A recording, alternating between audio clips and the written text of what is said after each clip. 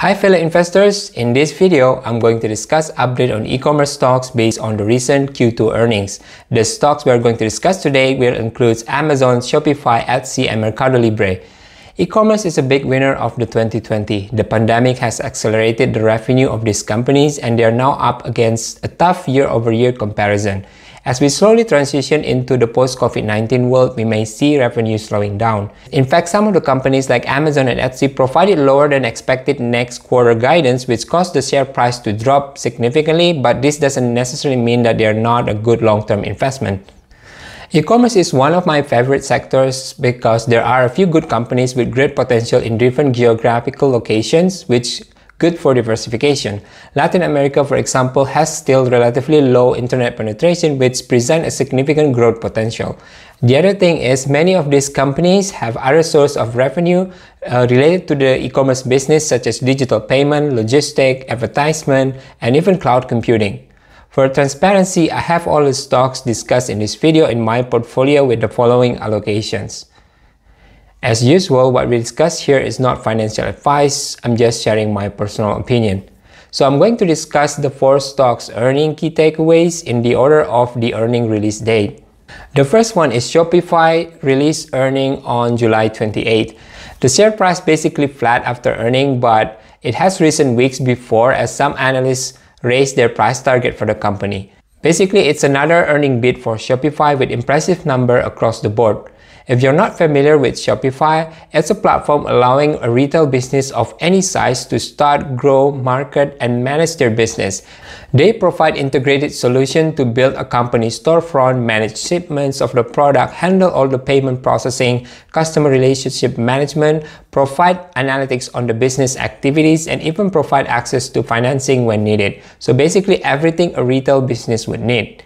So here's the summary of Q2 earning for Shopify. They beat the earning per share estimate by $1.28 and the revenue is $1.12 billion, which is basically up 57% year over year. So the revenue consists of subscription solution and merchant solution. Subscription solution, basically the subscription fee that a retail business need to pay to use Shopify. And then merchant solution includes the fees collected through value-added service such as payment processing and credit financing and so on. So basically the gross merchandise volume for the second quarter is up 40% year over year, and so is the gross payment volume up 45%.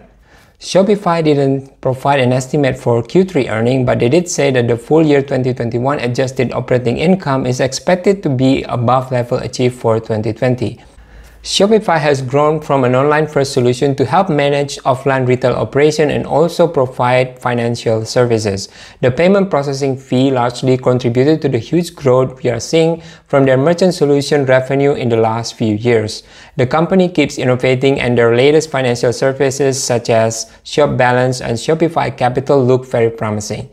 At the end of the day, the main risk for investing in Shopify, in my opinion, is the valuation, but they could certainly grow into it as long as the business continue to deliver. For me, this makes Shopify a compelling long-term investment and I would gladly add more on a pullback. The second company is Amazon that reported earning on July 29. It basically dropped 7% the following day. The revenue was up 113 billion, which is up 27% year over year.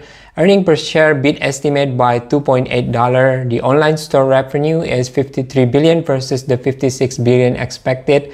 And Amazon Web Service grew 37% year over year and above the 14.18 estimate, and the operating income is 7.7 billion, which is pretty much in line with estimate. The guidance, however, is significantly lower than the estimate. The revenue expected is 106 to 112 billion or 10 to 16% year over year versus the 118.7 billion expected by analysts. While the result is a little bit disappointing, they still delivered a solid revenue growth, just 2% below the analyst estimate, and their profit margin is actually growing.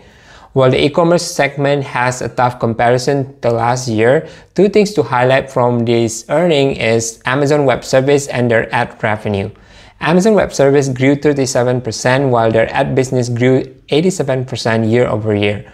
Although the forecasted revenue is below estimate, it still indicates that a large number of people continue to shop online even with many people are going out.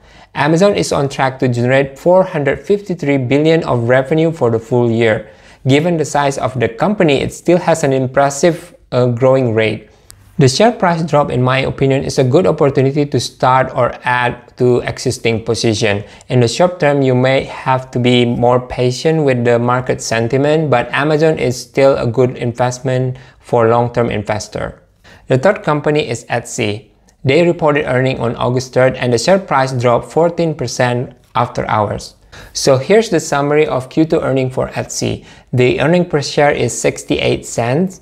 And they basically beat the revenue expectation by 3.2 million, and it is up 23% year over year. The gross merchandise sales is 3 billion, which is up 13% year over year, and the gross merchandise sales for active user is up 22%.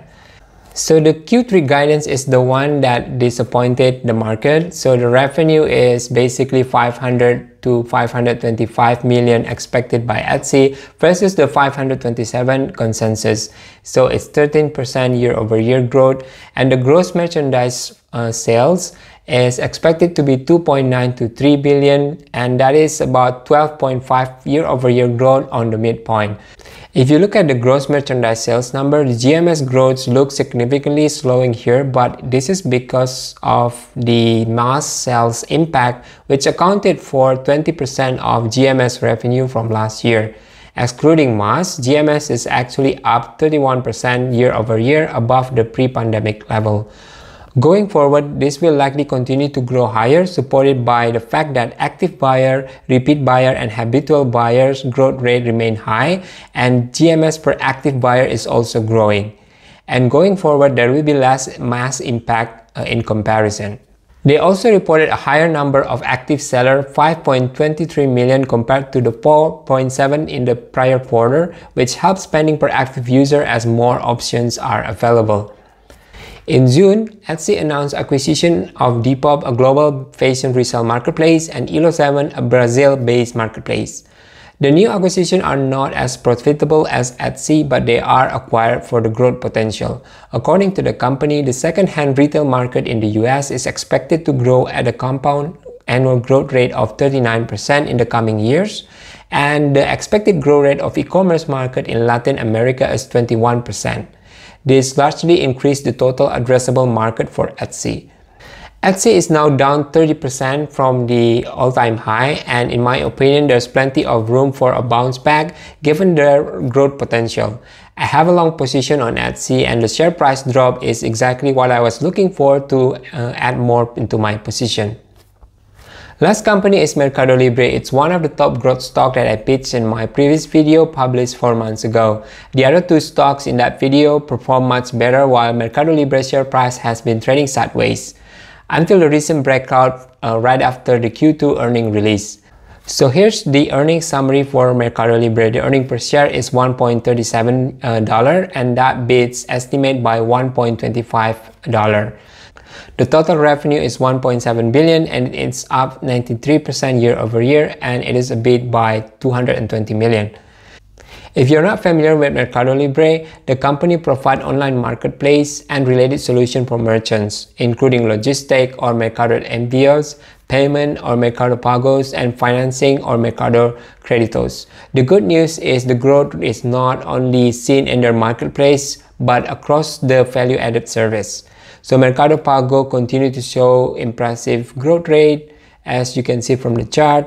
And Mercado Credito lending portfolio basically grew more than 4 times year over year. And Mercado Logistics shipped 231 million items, or up 46% year over year. So Latin America remains an under-penetrated region when it comes to digital payment and online commerce, so leaving many years of growth to come. If the company continues to deliver, we may see the stock back to its all-time high. Given the share price appreciation, I would wait for a pullback before considering adding more. The other e-commerce stocks that I have in my portfolio is Alibaba and Sea Limited. Sea Limited is scheduled to report earnings on August 17, and it's currently very expensive and it has the largest return among all the stocks that I have in my e-commerce stock basket. I will wait for their earnings release before considering adding more. As for Alibaba, they released earnings on August 3rd. They beat earning expectation and marginally missed the revenue estimates. But I only own a very small position and it is a hold for me for now because of the regulatory risk. Anyway, this is just my personal opinion, not a financial advice. Always do your own research before making any investment decision. If you think this video is helpful, consider to smash the like button and subscribe to the channel. And I wish you good luck with your investment and see you next time.